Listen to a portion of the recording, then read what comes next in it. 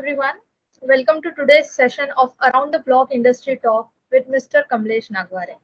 My name is Supriya and I'm delighted to be your host for this session.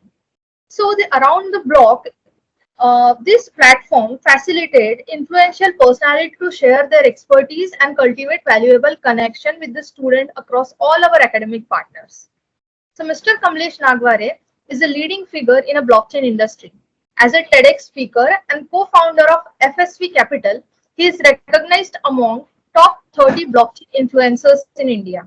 He serves as a Hyperledger India co-chair and was a member of the Hyperledger Technical Steering Committee. Kamlesh contributes actively to the blockchain community, including role as a vice chair of the Climate Action and Accounting SIG and co-chair of IEEE Blockchain Initiative. He also mentors at Apiri Blockchain Center of Excellence. Professionally, Kamlesh has worked as a blockchain consultant at IBM, mentoring startups in the IBM Startup Accelerator program, and held roles and provided different facilities in Capgemini Financial Services and Emphasis, specializing in blockchain, hyperledger, DevOps, and supply chain financing. So without further ado, let's dive into our discussion. Please join me in welcoming Mr. Kamlesh Nagware. To kickstart things off, sir, can you please tell us about FSV Capital and its mission in the fintech, Web3, blockchain, and ESG sector? Okay, yeah. So thank you, Supriya and Ideas for inviting, and you guys are leading a Bharat Blockchain Yatra. It's great to be part of this, the first edition. And about the question like FSV Capital. So as myself, more than 15 years of experience, and started my blockchain career early in 2016-17, and then my another two co-founder the similar experience. So the motive of FSV Capital to not just providing the money as an investment opportunity, but I think we are trying to leverage our ecosystem and our network. So we are actually working or backing the startups where we can help them grow also beyond money. So that was the idea of starting the FSV Capital, and currently we are working with a couple of startups in different categories. Few in Web3 and blockchain, some are in fintech, and even few of startup in Gen AI also. So the motive is like where we can help them to grow, and not just technically or mentorship, but in terms of connecting the businesses to them. Okay, great. So could you please elaborate on the comprehensive 12-week program that you offer and how it propels the growth and development of startups? And are you supporting only Indian startups or are you focusing globally? So I think currently we are focusing on India startups only. And the startups you mentioned the 12-week program. So the 12-week program is to first, because we are not going to onboard the maybe 50 to 60 startup. We're just going to onboard maybe selective 5 to 6 startups. So this 12-week program, we work with the startup to understand whether they are fit in with our philosophy, or whether we definitely could help them or not.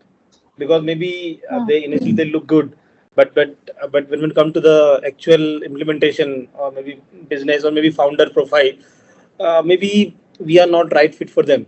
So in this 12-week program, we just work with the startup, some kind of is an ideation stage. We even not officially announcing and not officially onboarding this 12-week program to understand the startup, whether we are right fit for them or whether we can help or not.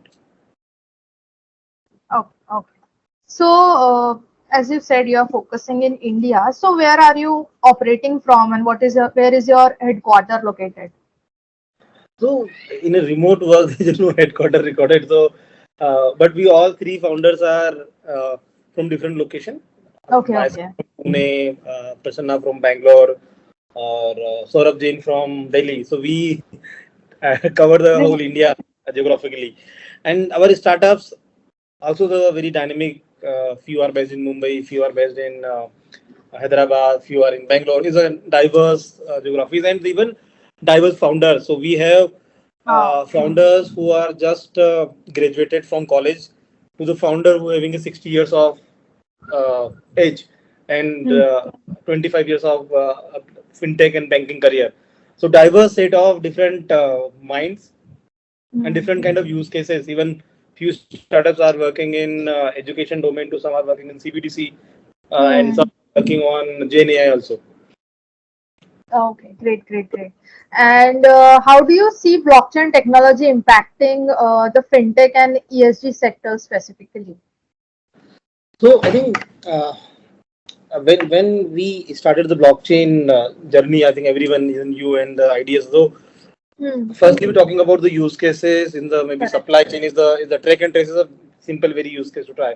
But when the maturity of technology evolves, then using technology in financial services and then tokenization, then CBDC, and now many different use cases, even like the deposit tokens or green bonds. So, respect to the question in the fintech and the green bonds. So I see very good opportunity, and because I lead the high pressure climate action SIG, so where we Hmm.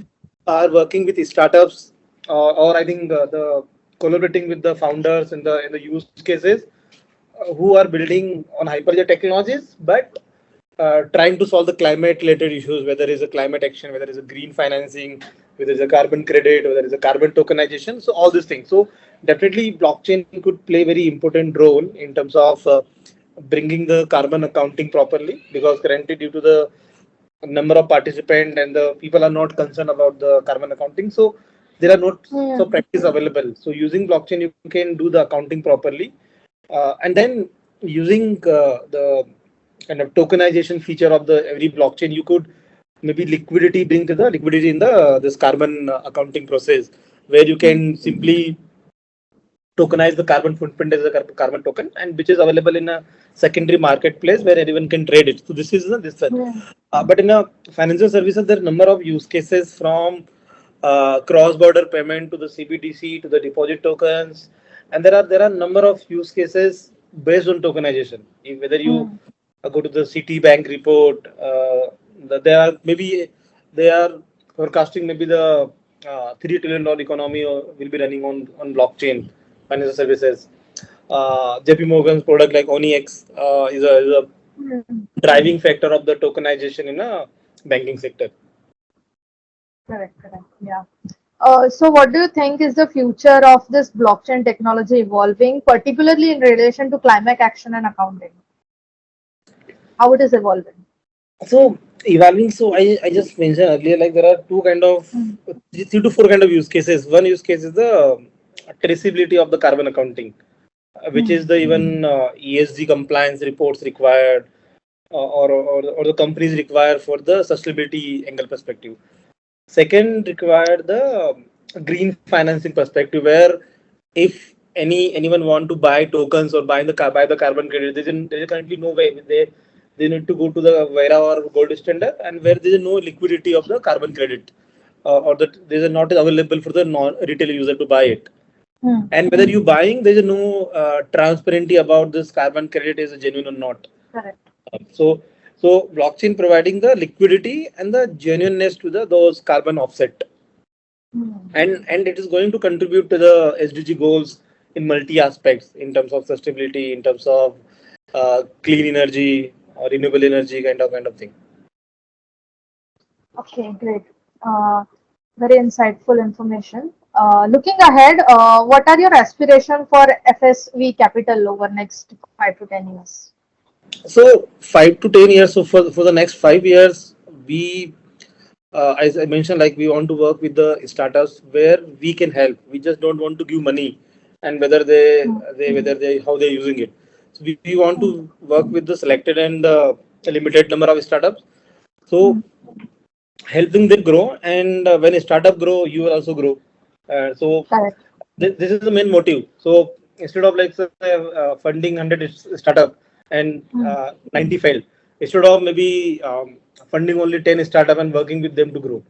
So this is the Correct. motive, and in the five year we want to create a couple of specific sector funds. So first we creating the emerging tech fund up to $10 million to the selected companies. Then we want to create a one ESG related specific fund because we see the lots of opportunities there, and then we want to have a want to a specific sector agnostic fund where we want to work with any startup where we can help with our network or our previous backgrounds. So this is the 2 3 milestone we are thinking to be in the 5 year. Okay. And when was your FSP Capital established? In which year? I think it's only 6 months. We started Okay, okay.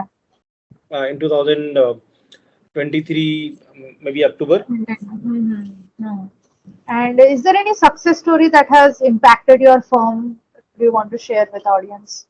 So I think is very early, but Correct. if I show the some numbers, so we onboarded around 10 to 12 startups in different categories. So one startup, let's say MobiPay, they are working with offline CBDC and overlay SIM technology for the digital payment. The founders are ex-bankers and even 60 plus age. And Uh, we started a very dynamic startup called Zolt. They are working with uh, CBDC and the asset tokenization with the Indian banks. hmm. And that particular startup even winner of the RBI hackathon and NPC hackathon and working with IDBIC. There is another startup which is very young. I think and founder we are working with is SIDB. SIDB is another SME lending SME platform bank. Actually, is a SB. SIDB is a kind of body of the kind of bank who lend Hmm. money to the SMEs.